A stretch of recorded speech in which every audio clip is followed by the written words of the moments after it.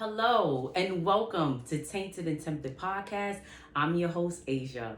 Today I would like to speak on mental illness. What is mental illness? Mental illness is an illness that can affect your mood, the way you think, and the way you interact with others. Depression is one of the main mental illnesses that is talked about today. Depression is an illness that can affect you mentally, physically, and emotionally. It can leave you feeling unattached from the world, like you're not connected with the world. You have so many intrusive thoughts, negative thoughts that put you down and make you feel like you're not worthy to be here anymore. And this leads to suicidal thoughts. You have poor appetite and your concentration is all messed up. You're just unbalanced. Your energy is very low. You sleep all day, or not even. You don't get no sleep because you're just up all hours of the night just thinking of bad ways to harm yourself, because mentally and physically and emotionally, internally, you're just breaking. We also have anxiety disorder. Now, anxiety is a main disorder that a lot of people are facing today. Anxiety disorder is negative thoughts as well, intrusive thoughts, that something is going to happen to you, that somebody is going to get you, that is a lot of fear just built up inside of you, that someone is just always out to get you whatever you do. Even if you're in conversations with people or you're just walking out the front door, you just think that something is out in the hallway or somebody's outside waiting for you to just make a step out, and it just leaves you intensified with so many thoughts that you just stay in the house and you just never come out.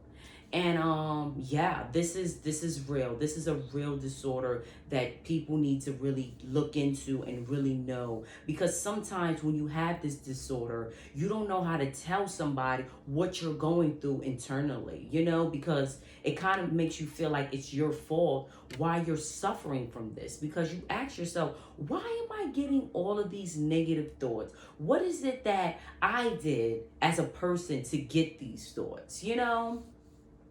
We also have bipolar disorder. Now, bipolar disorder is a mood that can affect you mentally and emotionally, and it really affects your emotions tremendously. Why? Because with bipolar disorder, you're happy one minute and then you're sad the next. It's like your emotions is just like, it's like a uncontrollable thing that you can't control. You're always crying, and then next minute you're happy about it. It's like, okay, what just happened? And this, developing bipolar can be from a numerous amount of reasons, from trauma, from not, speaking out on certain things that went on in your life, and it just affected you in a traumatic way, and you kept this in for so long, and now you developed a emotion within you that you just embrace, that you can't embrace, but you're embracing your emotions, but you're just embracing it in a different kind of way. And this leaves you just unbalanced, unfocused. Your concentration is not there, because who can concentrate with your emotions just juggling back and forth? You're happy, you're sad, you're surprised, you have tons of energy, and then you have low energy. It's just uncontrollable, and this leaves you messed up. Yes, we also have post-traumatic stress disorder, PTSD. This is another mental illness that affects a lot of people. Now, with PTSD, post-traumatic stress disorder, this is due to a traumatic event that happened in your life, and this traumatic, and not healing from this traumatic event. And this also leads to nightmares. This also leads to just triggers that the issue is going to happen to you again. Unwanted thoughts, just thoughts telling you like, oh my God, this is going to happen to me again. I can't do this. I can't do this. And it leads to you doubting yourself, putting yourself down, and just not moving on with your life, and just feeling like you're stuck somewhere and you can't move on. And this is what PTSD, traumatic stress disorder, does to you. You just automatically just have flashbacks. It just pops up in your mind of what it is that you're suffering from. And Honestly, everybody has PTSD. Everybody has PTSD. Everybody goes through some form of depression. Everybody goes through some form of bipolar. And everybody has some anxiety disorder. I suffer from anxiety. And now I'm getting control of it. Now it's so much better. But, to give you a little more history on that, I suffered from anxiety for a very long time, and I didn't even know I had it until one day I just broke. Something just was in me and said, Asia, it's time to go to the doctor. Because, us, I mean, I'm not even going to say us, me in general, I just didn't feel I needed to go to the doctor for this. I said, you know what? I'm strong enough. I'm motivated. I'm determined. I can handle this on my own. And, that's not the way to go all the time. So, with that being said, I went to the doctor and they diagnosed me with anxiety. And I knew I had it, like I said, but I didn't think it was that severe like the doctors diagnosed me with. And they gave me a anxiety medication to calm me down. And after taking it for about a week or two, I would have to say I didn't like the way it made me feel. It made me feel depressed. It made my energy feel low, and I just felt very down. And I didn't like this. So I said, you know what? I stopped the medication and I said, I'm going to heal my anxiety naturally, And with that being said, I got into so many other things. And one thing is dealing with a mental illness or a mental condition, you have to gain knowledge on what it is and how it affects the body. That is one of the main things. And that is what I did. I got onto the internet. I started researching what it was that I was suffering from, which was anxiety. And I got to find out what is anxiety. And I took it to the next step of figuring out how can I overcome anxiety. And I thought to myself, I said, one thing that I can do is figure out how did I develop this form of anxiety, because there's different types of anxiety. But to be exact, how did I develop anxiety? And anxiety, in my opinion, is developed from at a young age, just going through a lot of things and not understanding why certain things in your life is happening, and not speaking on it at that time.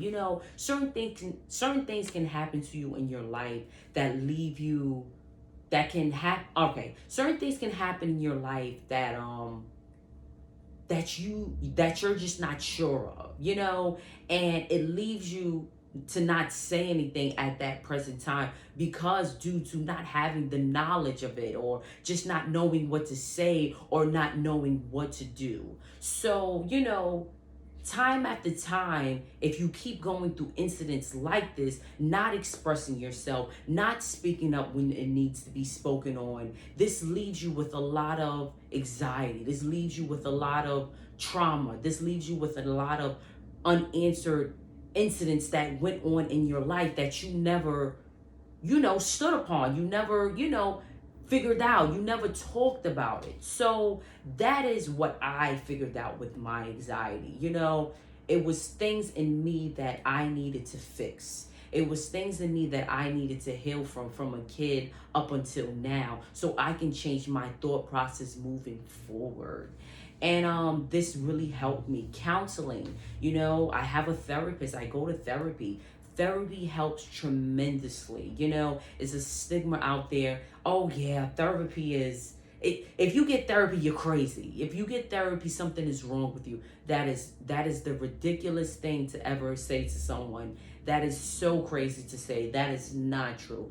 Therapy is something that we all need, especially when you're suffering from a mental condition, anxiety, bipolar disorder, depression, PTSD, and that's just to name a few. It's so many other mental conditions out here that can affect your mood and the way you interact with others socially, So you just have to be connected with yourself, with your body, and really say, what is really wrong with me? What is it that I can do to fix this mood? Because you feel this mood every day you wake up, and you want to get it in control.